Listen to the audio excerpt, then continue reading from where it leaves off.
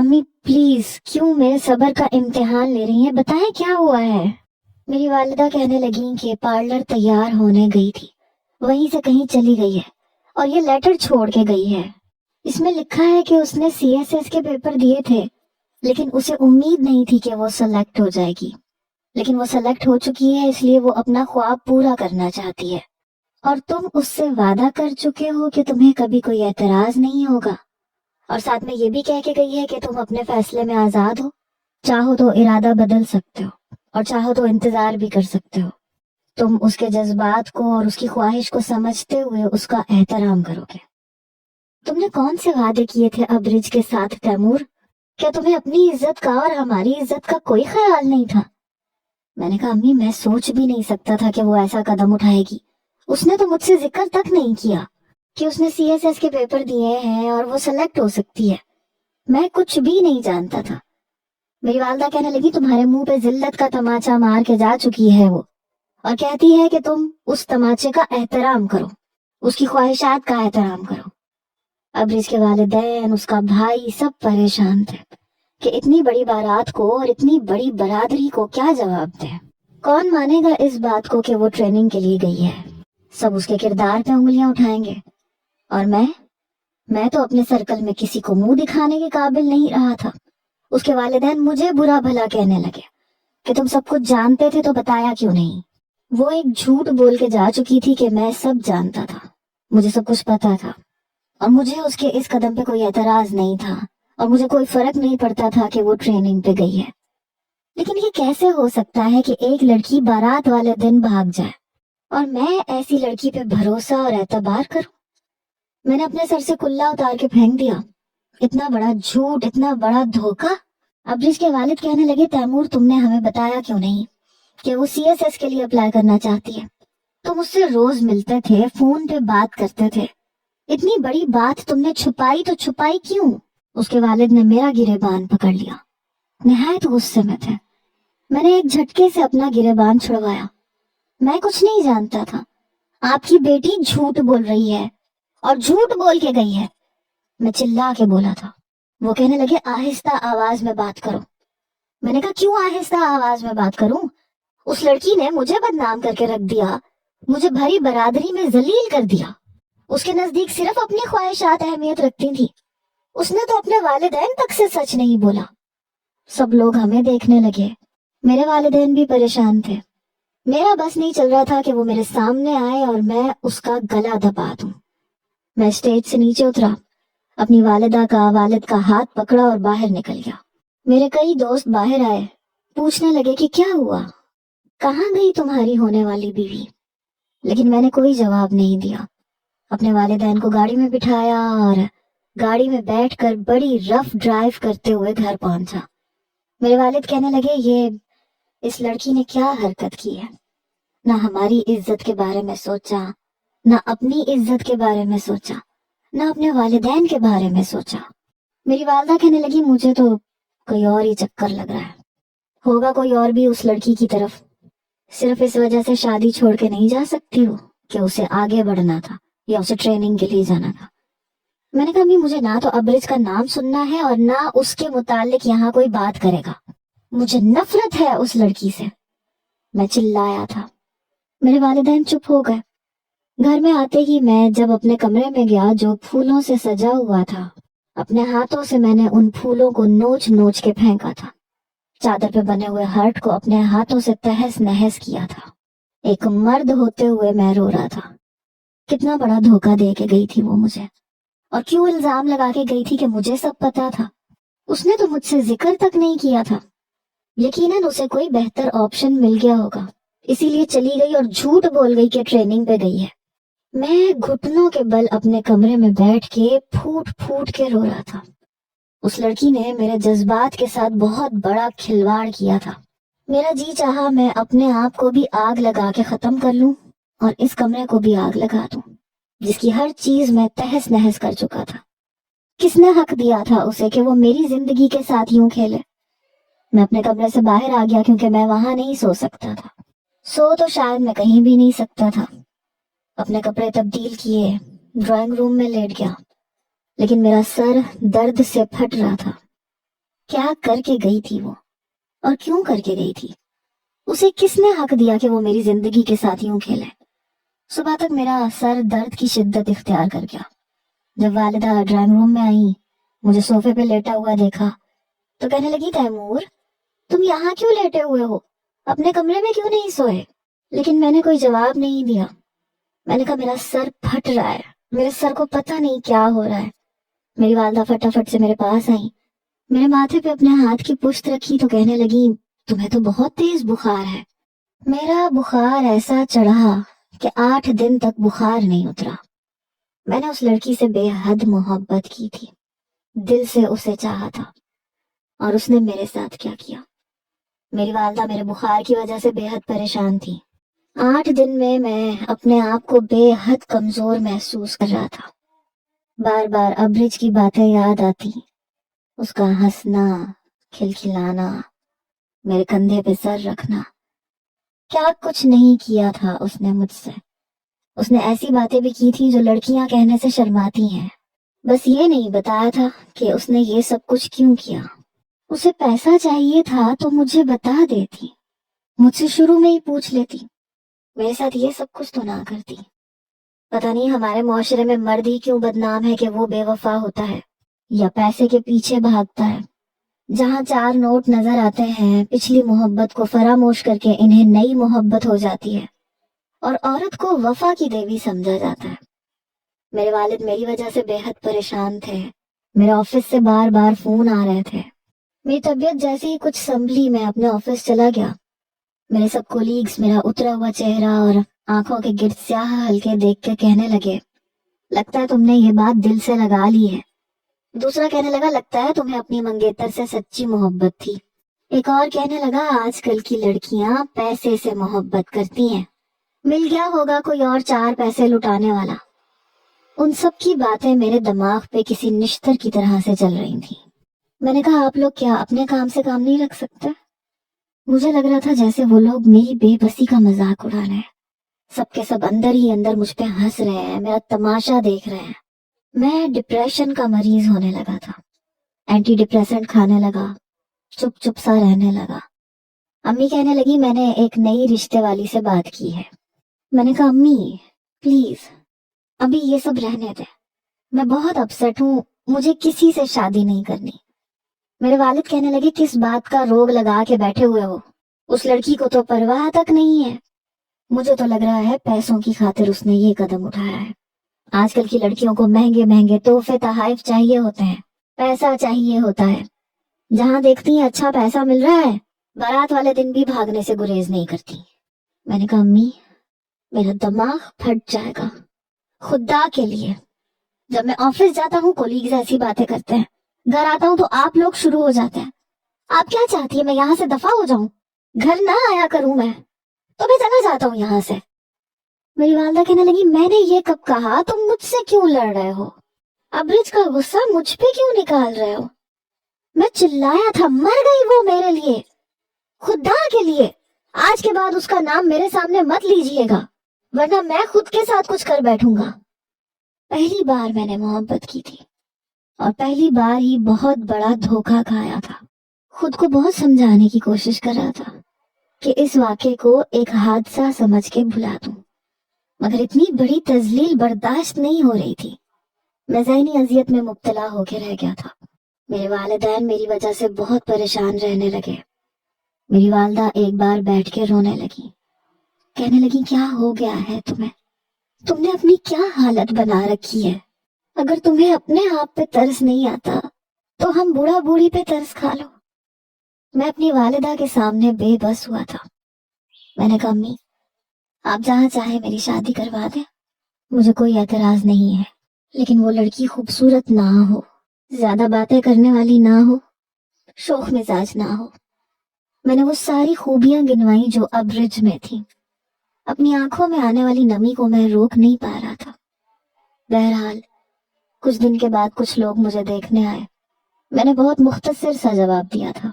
وہ لوگ باتیں کرنے لگے کہ ایسا بھی کیا ہوا کہ لڑکی بارات والے دن بھاگ گئی اور آپ کے بیٹے کا رشتہ ٹوٹ گیا۔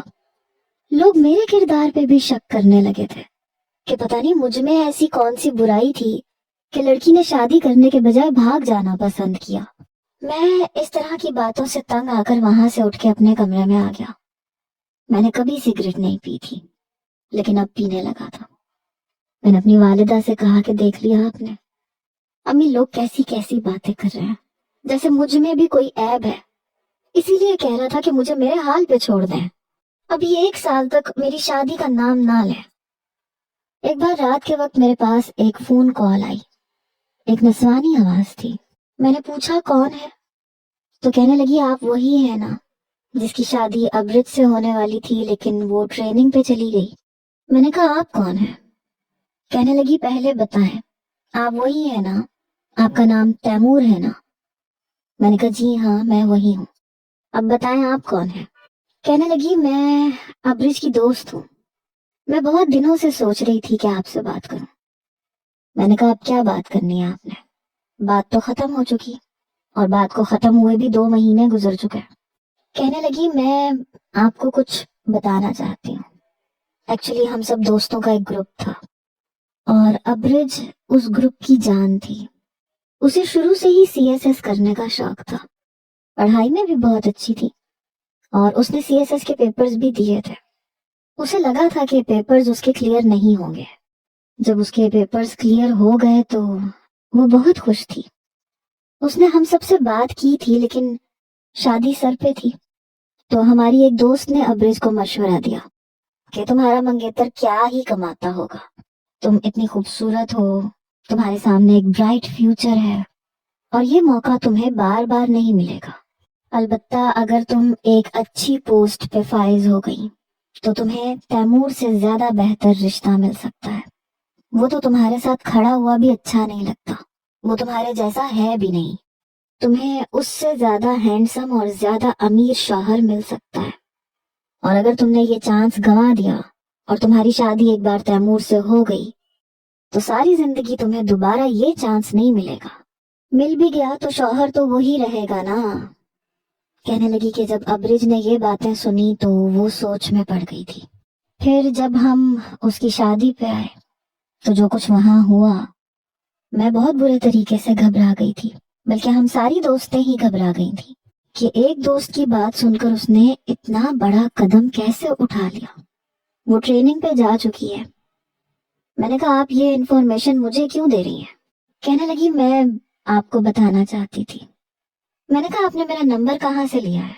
کہنے لگی وہ ایسے ہی ایک بار ابرج نے میرے موبائل سے آپ سے بات کی تھی، شاید آپ کو کسی ریسٹورینٹ کا ایڈریس بتا رہی تھی، اس کے موبائل میں بیلنس ختم تھا تو میرے پاس آپ کا نمبر رہ گیا تھا، اس لیے میں نے سوچا کہ آپ کو سچ بتا دینا چاہیے۔ میں نے کہا میرے نزدیک اب ان باتوں کی اہمیت نہیں رہی۔ یہ کہہ کے میں نے فون بند کر دیا۔ اس لڑکی نے کتنا احمقانہ فیصلہ کیا، ایک اچھا آپشن چوز کر لیا، لیکن اپنے ماں باپ کو بدنام کر کے، خود کو دنیا کے سامنے کریکٹر لیس ثابت کر کے، مجھے ذلیل کر کے۔ وہ CSS کا لیبل لگا کے خود کو عزت دار کیسے ثابت کر سکتی ہے؟ شاید وقت گزرنے کے بعد یہ باتیں غیر اہم ہو جائیں اور اس کی CSS سے ملنے والی پوسٹ کی اہمیت بڑھ جائے۔ آج کے دور میں شاید سب کچھ پیسہ ہی ہے، شہرت ہے، عہدہ ہے، شرافت، محبت، وفاداری، یہ سب چیزیں بے معنی ہیں۔ BBA میں میں نے 4 CGPA حاصل کیا تھا۔ میں نے FIA میں ایڈمیشن کے لیے اپلائی کر دیا۔ مجھے پیسہ چاہیے تھا، اچھا عہدہ چاہیے تھا۔ کچھ میرے والد کے FIA میں جان پہچان بھی بہت تھی۔ جب میں نے اپنے والد سے ذکر کیا تو وہ کچھ حیران ہوئے، کہنے لگے تم اپنی جاب چھوڑ کے یہ کیا کرنا چاہتے ہو تم؟ میں نے کہا وہی جس کی آج کل ڈیمانڈ ہے، جس کی خاطر لوگ شادی سے بھاگنے سے بھی گریز نہیں کرتے۔ میں بھی دیکھنا چاہتا ہوں کہ اس عہدے میں کیا کشش ہے، کیا یہ میرے ماتھے پہ لگا یہ داغ مٹا دے گا کہ شادی پہ میری دلہن بھاگ گئی تھی، کیونکہ میں کسی اچھے عہدے پہ فائز نہیں تھا۔ مجھے اپنے ماتھے پہ لگا یہ لیبل اتار کے پھینکنا ہے۔ بابا کیا آپ میرا ساتھ دیں گے؟ میری آنکھوں میں آنسو دیکھ کر میرے والد کہنے لگے ہاں میں دوں گا، میں بات کرتا ہوں۔ بہرحال میرا داخلہ ہو گیا۔ میں نے جی جان لگا کر محنت کی، کیونکہ مجھے FIA کا ایگزام پاس کرنا تھا۔ حالانکہ نہ یہ میری فیلڈ تھی اور نہ میں اس کے متعلق زیادہ جانتا تھا، اس لیے میری محنت ڈبل ہوئی تھی۔ میں نے بہت جلد سارے بیسکس بھی پڑھ لیے تھے، حالانکہ سیاست میں میری دلچسپی نہ ہونے کے برابر تھی، لیکن اب بات انا پہ آ چکی تھی، اور جب بات مرد کی انا پہ آ جائے تو پھر وہ کچھ بھی کر گزرتا ہے، اور میں نے بھی یہی کیا تھا۔ اب مجھے بھی یہ ساری حدیں کراس کرنی تھی۔ مجھے بھی اس لڑکی کو بتانا تھا کہ میں کوئی گرا پڑا نہیں تھا، اپنی پوری ایمانداری کے ساتھ، اپنی وفاؤں کے ساتھ صحرا باندھ کے اس کے گھر آیا تھا، اور اس نے گھر سے بھاگ کے مجھے سب کے سامنے تماشا بنا کے رکھ دیا۔ میری عزت کو عزت نہ سمجھا، اسے عہدہ، اسے پیسہ اتنا عزیز تھا کہ اس نے میری اور اپنے والدین کی عزت کی پرواہ نہیں کی۔ تو پھر یہ دونوں چیزیں مجھے ہر صورت میں حاصل کرنی تھی۔ بہرحال میں نے FIA کا امتحان پاس کر لیا تھا۔ 6 مہینے کی انتھک محنت میں نے کی تھی، ساتھ ساتھ اپنی جاب کے آورز میں نے کم کر دیے تھے، لیکن جاب چھوڑی نہیں تھی۔ مجھے 1.5 سال لگ گیا تھا، اور آفیسر میں اپنے باپ کے تعلقات سے سفارش پہ بنا تھا، کیونکہ میرٹ پہ یہ سب کچھ آج کل پاکستان میں بہت مشکل ہے۔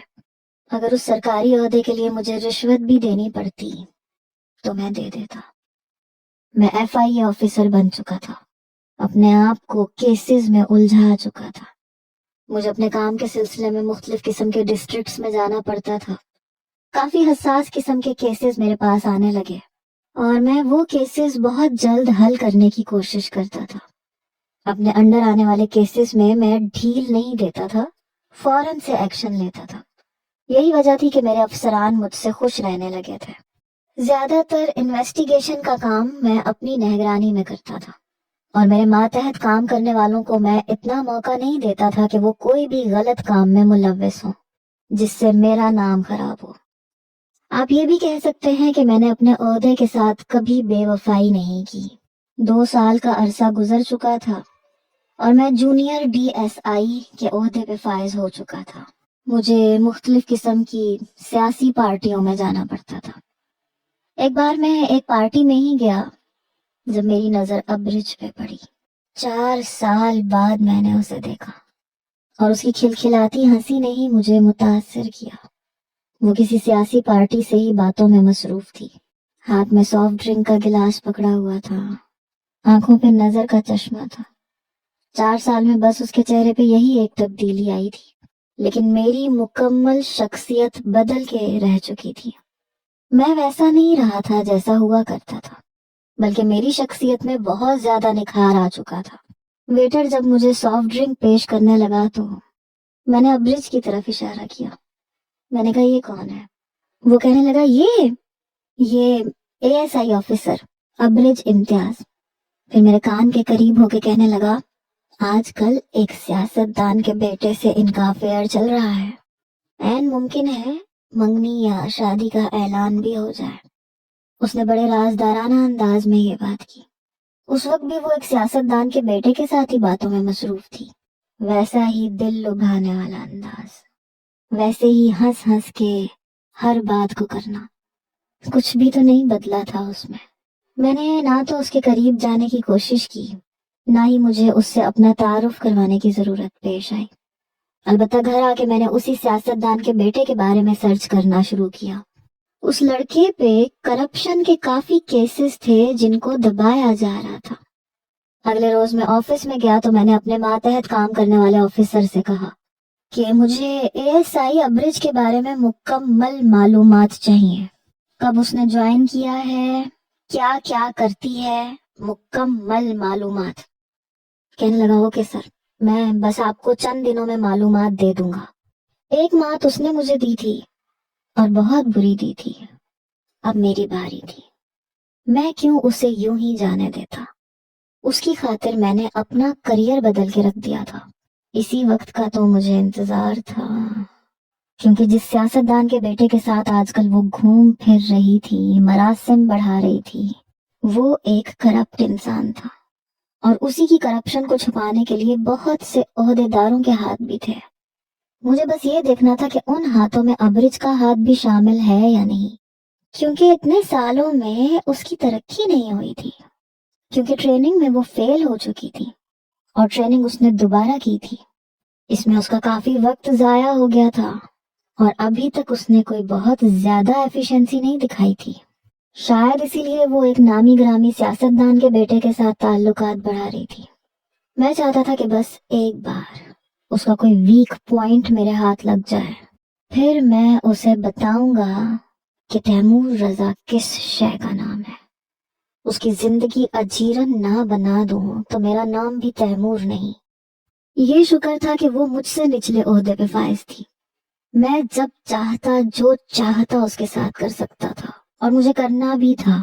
बड़ा तड़पाया था उसने, उसकी बेवफाई ने बहुत रुलाया था। अपने एक एक आंसू का हिसाब तो लेना था। मैं क्यों उसे बख्श देता? उसे देखकर मेरा हर जख्म फिर से हरा हो गया था। अपना सजा सजाया कमरा आंखों के सामने लहराने लगा था, जिसे मैंने अपनी मर्जी से पूरे 4 घंटे लगा के सजवाया था कि मेरी मोहब्बत ने पहली बार मेरा कमरा देखना है, उसके इस्तकबाल में कोई कमी ना रह जाए। और उसने क्या किया? मेरे मुंह पे जिल्लत का तमाचा मार के चली गई, झूठ बोल के मुझ पे इल्जाम लगा के चली गई। फिर मैं उसे कैसे माफ कर देता? 4 दिन गुजर गए थे। 4 दिन के बाद उसकी फाइल मेरे सामने मौजूद थी। मैंने कहा तुम जा सकते हो और प्लीज मेरे ऑफिस में अगले 3-4 घंटे तक किसी को मत भेजना, चाहे कितना ही कोई जरूरी काम क्यों ना हो। मुझे कोई भी डिस्टर्ब ना करे। मैंने अपने सामने खड़े अपने मातहत काम करने वाले नौजवान से कहा। वो कहने लगा ओके सर। वो कमरे से जा चुका था, दरवाजा बंद कर चुका था। मेरे चेहरे पे मुस्कुराहट फैल गई। मिस अब्रिज इम्तियाज, आज के बाद तुम्हारे हर रास्ते का इख्तिताम मेरे ऑफिस में होगा।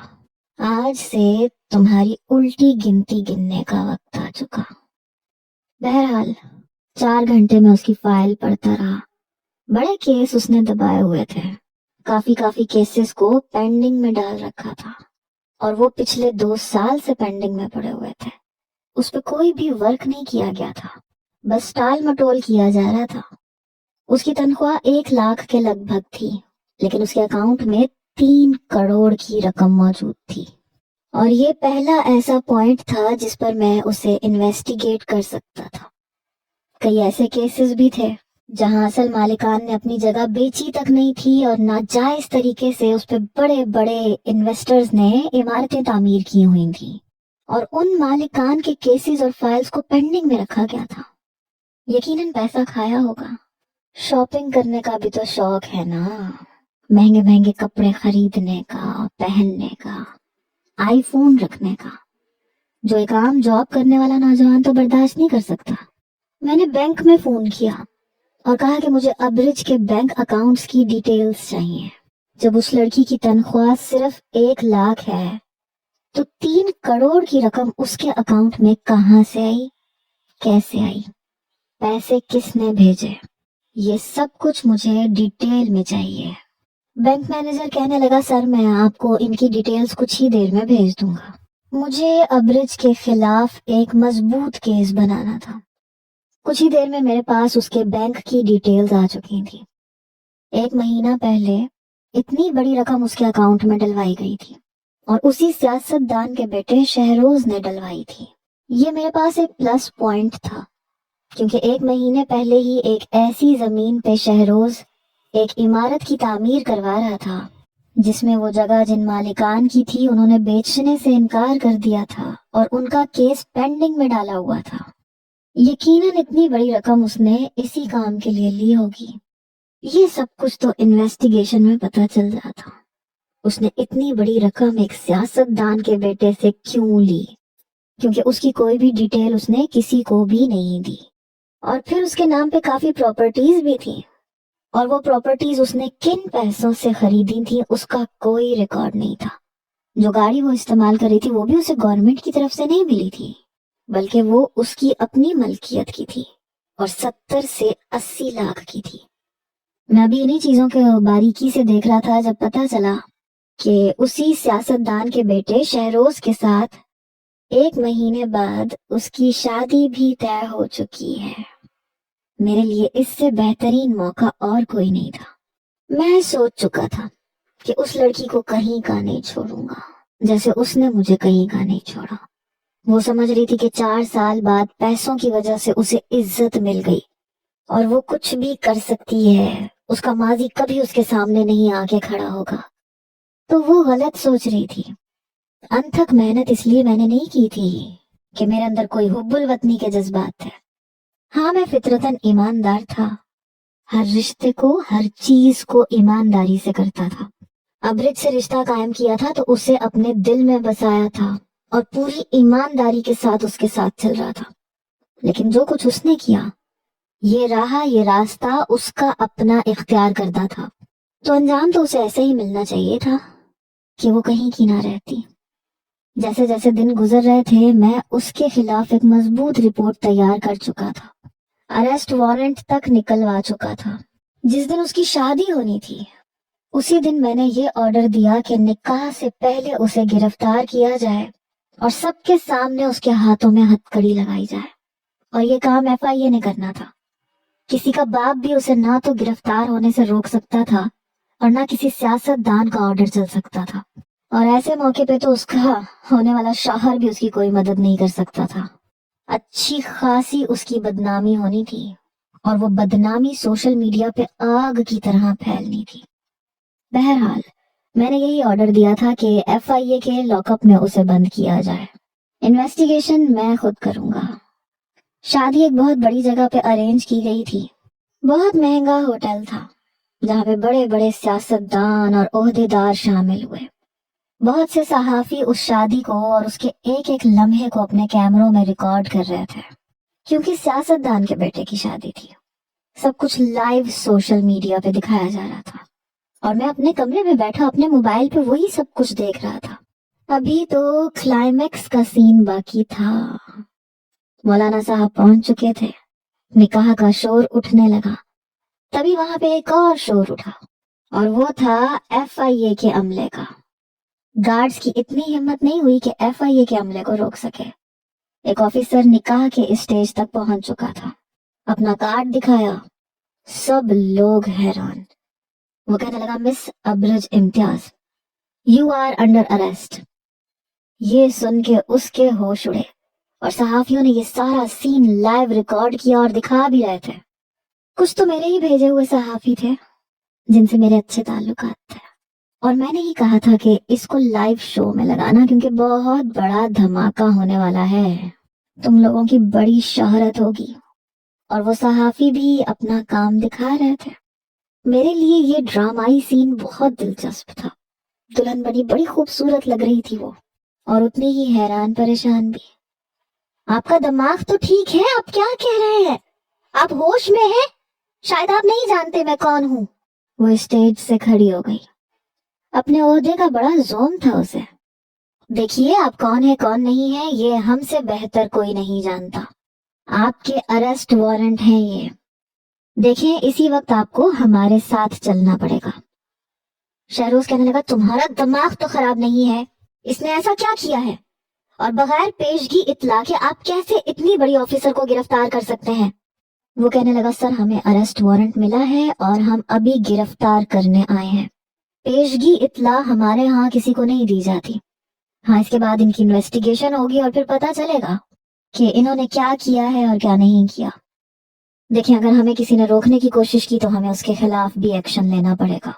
और आप जानते हैं कि हम एफआईए के अमले से ताल्लुक रखते हैं। हमें रोकने का मतलब आप लोग अच्छे तरीके से जानते हैं। शहरोज कहने लगा, एक मिनट, मैं अभी फोन करता हूँ। लेकिन वो ऑफिसर कहने लगा, हमारे पास इतना टाइम नहीं है, चलो हथकड़ी लगाओ इन खातून को। ये सुन के अब्रिज के होश उड़े थे। वहां एक भगदड़ सी मिच गई। अरे अरे, ऐसे कैसे आप मेरी बेटी को हथकड़ी लगा सकते हैं? क्या कसूर है इसका? अब्रिज के वालिद आगे आए। सहाफी कांपना शुरू हो चुके थे कि आखिर अब्रिज इम्तियाज जो कि एएसआई की ऑफिसर है, उन्होंने ऐसा क्या किया है कि शादी के ऐन मौके पे उनके हाथ पे हथकड़ी लगा दी गई और वो बिन पानी की मछली की तरह मचल रही थी। खबरदार, जब मेरे पास आई या मुझे हथकड़ी लगाने की कोशिश की तुम लोगों ने, तुम जानते नहीं हो मैं तुम लोगों का क्या हशर कर सकती हूँ। लेकिन ऑफिसर उसकी कलाई पकड़ के हथकड़ी लगा चुका था। मोहतरमा, आपने जो कुछ भी कहना है FIA کے لاک اپ میں جب آپ سے انویسٹیگیشن ہو تو کہیے گا. فی الحال آپ چلیے یہاں سے. اسے وہاں سے لے جایا جا رہا تھا اور وہ چیخ رہی تھی, میں تم لوگوں کو چھوڑوں گی نہیں, تم لوگ جانتے نہیں ہو تم لوگ کہ میں کیا کر سکتی ہوں. میرے چہرے پہ مسکراہٹ پھیلی تھی کیونکہ آگے تو میں شاید اسے سانس لینے کا موقع بھی نہ دیتا. میرے اندر جو آگ بھڑک کر الاؤ بن چکی تھی, میں اسی میں اس کو جلا کے بھسم کرنا چاہتا تھا.